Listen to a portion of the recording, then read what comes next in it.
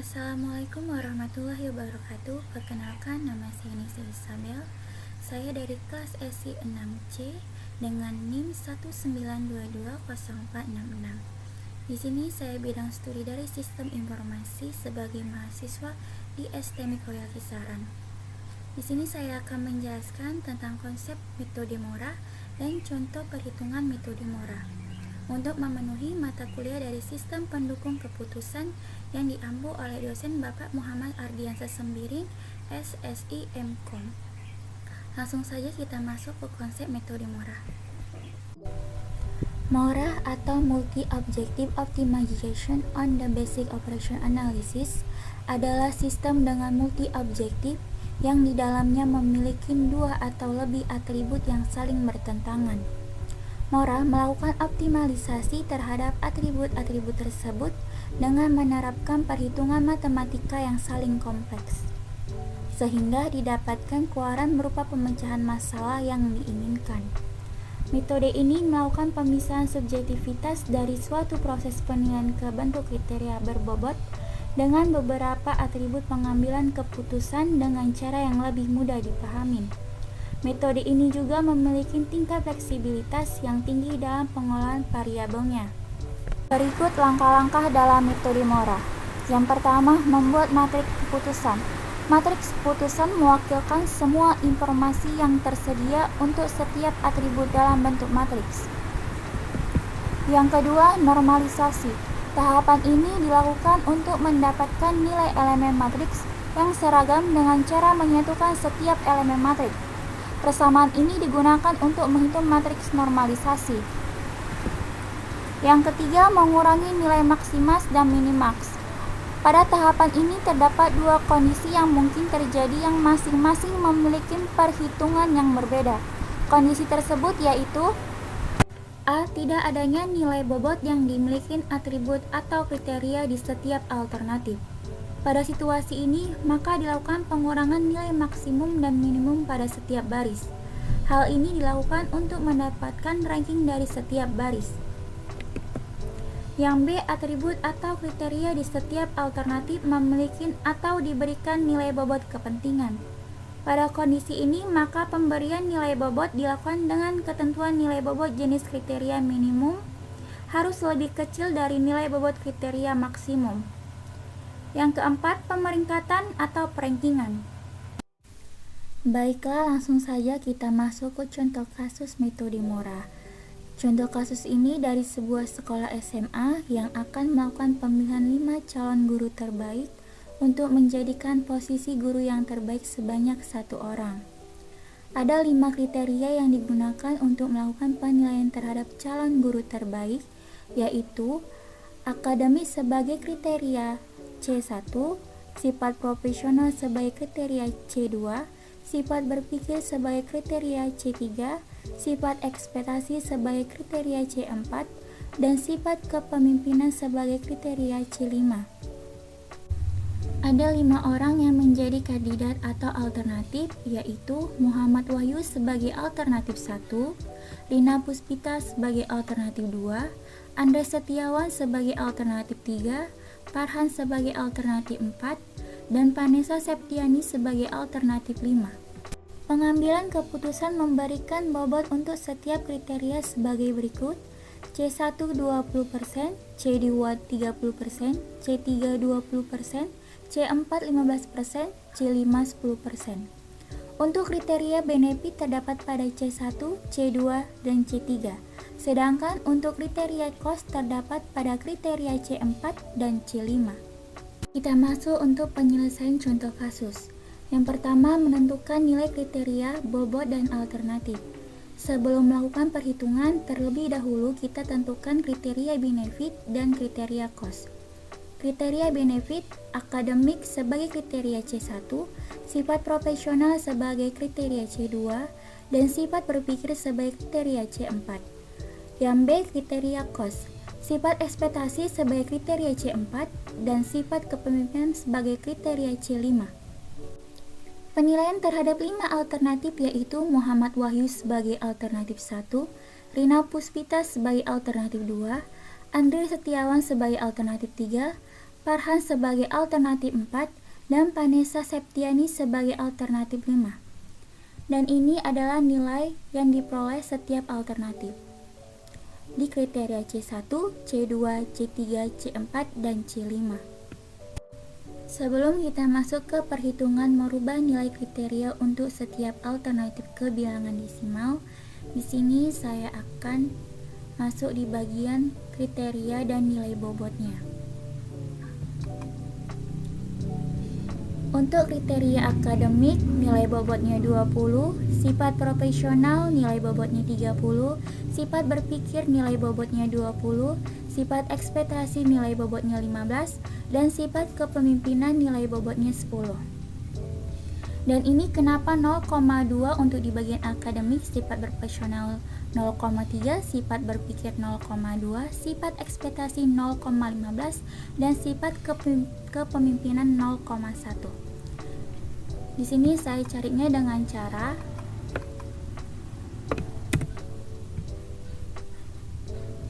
sama dengan nilai bobot akademik dikali 0,01. Enter. Nah, begitupun untuk di sifat profesional, sifat berpikir, sifat ekspektasi, dan sifat kepemimpinan. Untuk di nilai bobot akademik adalah nilai benefit, sifat profesional benefit, sifat berpikir benefit, sifat ekspektasi cost, dan sifat kepemimpinan cost. Nah, dari semua bobot yang ada dalam kriteria ini, kita totalkan dengan cara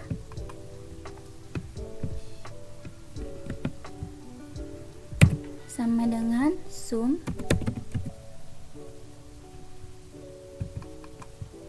kita drop untuk bagian kriteria 1 sampai kriteria 5, baru tutup kurung, enter. Dan ini adalah hasilnya 0,95. Kita masuk ke perhitungan untuk merubah nilai kriteria di setiap alternatif ke bilangan desimal. Dan di sini sudah terletak nilai kriteria, bobot, dan alternatif yang sudah ditentukan. Dan inilah nilai yang diperoleh setiap alternatif. Dan bagaimana caranya merubah nilai kriteria menjadi matrik keputusan.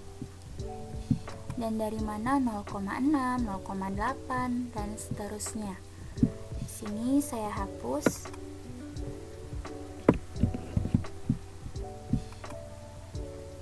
Ini caranya sama dengan B11 dikali 0,01, enter. Baru setelah itu kita drop ke samping, lalu ke bawah. Baru kita cocokkan di bagian PPT-nya.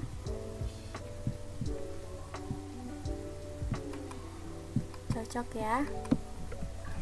Nah, inilah nilai yang diperoleh oleh setiap alternatif yang sudah menjadi matrik keputusan.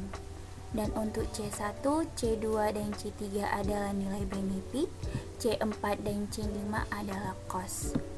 Selanjutnya kita masuk ke nilai pembobotan untuk tiap-tiap nilai kriteria. Nah, jadi tadi juga sudah saya kasih tahu. Ini adalah nilai bobot dari tiap kriteria, yaitu kriteria C1, C2, C3, C4, dan C5. Untuk kriteria C1, C2, dan C3 adalah nilai benefit, C4 dan C5 adalah nilai cost. Nah, di mana dari semua total dari bobot ini adalah 0,95. Selanjutnya kita masuk ke tahap normalisasi dan optimasi atribut, di mana dari masing-masing nilai kriteria kita akan menentukan normalisasi dan optimasi atribut.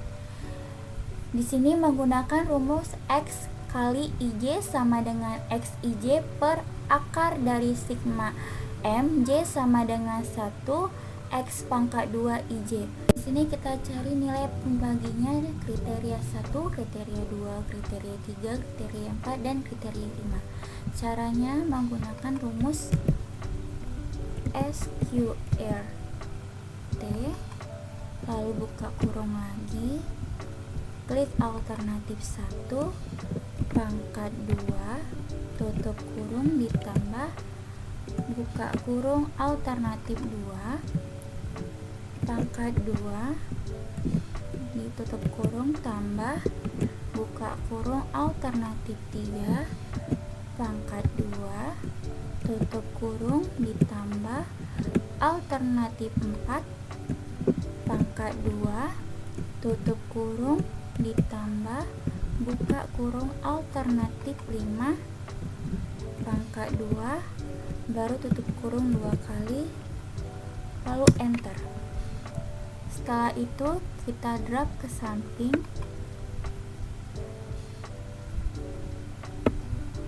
Oke, selesai. Dan inilah nilai-nilai pembagi dari tiap-tiap kriteria. Selanjutnya kita akan mencari hasil normalisasi. Caranya sama dengan alternatif 1 dibagi pembagi. Di sini kita kunci dengan dolar, lalu enter. Kita drag ke samping, lalu ke bawah. Setelah itu kita cek satu persatu. Oke, cocok. Ini cocok. Oke, cocok.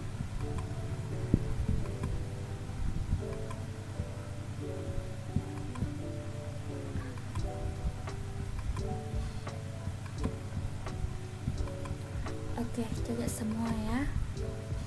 Selanjutnya kita akan mencari nilai optimasi atribut. Di sini caranya sama dengan alternatif 1 dikali nilai bobot, lalu kita kunci dengan dolar, setelah itu enter. Kita tarik ke samping, lalu drag ke bawah.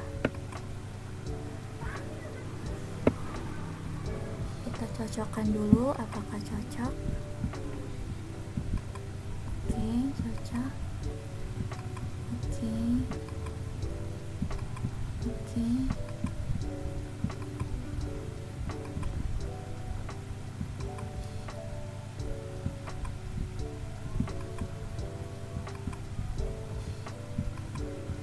Oke, semuanya sudah cocok. Di sini nilai optimumnya adalah untuk C1 benefit, C2 benefit, C3 benefit, C4 cost, C5 cost. Selanjutnya masuk ke tahap 4, mengurangi nilai maksimax dan minimax. Menentukan nilai YI menggunakan persamaan YI sama dengan sigma G, J sama dengan 1 WJ X IJ dikurang sigma N, J sama dengan G tambah 1 WJ X IJ. Kategori benefit nilai maksimax yaitu C1, C2, dan C3. Kategori cost sama dengan minimax yaitu C4 dan C5. Maximax ini maksudnya adalah nilai yang paling besar dan minimax ini adalah nilai yang terkecil. Makanya kita simpulkan dengan nilai benefit untuk maximax dan cost untuk minimax. Langsung saja kita mencari nilai maximaxnya. Dari benefit sama dengan C1 ditambah C2 ditambah C3, lalu enter. Setelah itu kita drag ke bawah, kita cocokkan. Oke, cocok, cocok, cocok. Selanjutnya kita akan mencari nilai minimax dari cos sama dengan C4 ditambah C5, enter. Lalu kita drag ke bawah.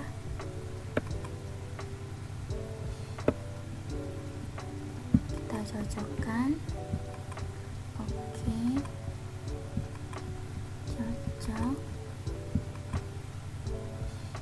Cocok. Oke.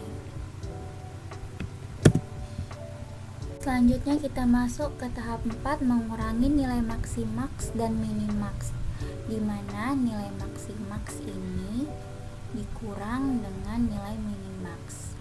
Langsung saja nilai maksimax dikurang nilai minimax, enter. Lalu kita drag ke bawah. Setelah itu kita cocokkan. Cocok, cocok, cocok. Oke, jadi inilah nilai maksimax min dikurang min dari hasil nilai YI-nya. Selanjutnya kita masuk tahap kelima, menentukan ranking dari hasil perhitungan. Langsung saja kita masuk ke perhitungannya, sama dengan ranking YI dari alternatif 1 titik 2, YI alternatif 1 lagi, baru kita kunci dengan dolar. Setelah itu kita bagi dengan YI alternatif 5, tutup kurung, enter. Setelah itu kita drag ke bawah.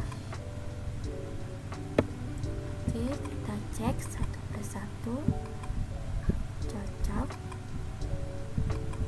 cocok, cocok, cocok. Jadi inilah rankingnya yang diperoleh. Paling besar adalah alternatif 2. Jadi di sini dapat disimpulkan nilai terbesar ada pada alternatif 2 dengan nilai 0,228, sehingga Rina Puspita adalah alternatif yang terpilih sebagai alternatif terbaik. Dengan kata lain, Rina Puspita terpilih menjadi posisi guru terbaik di SMA tersebut. Baiklah, inilah contoh kasus perhitungan metode Mora. Saya sudahi. Assalamualaikum warahmatullahi wabarakatuh.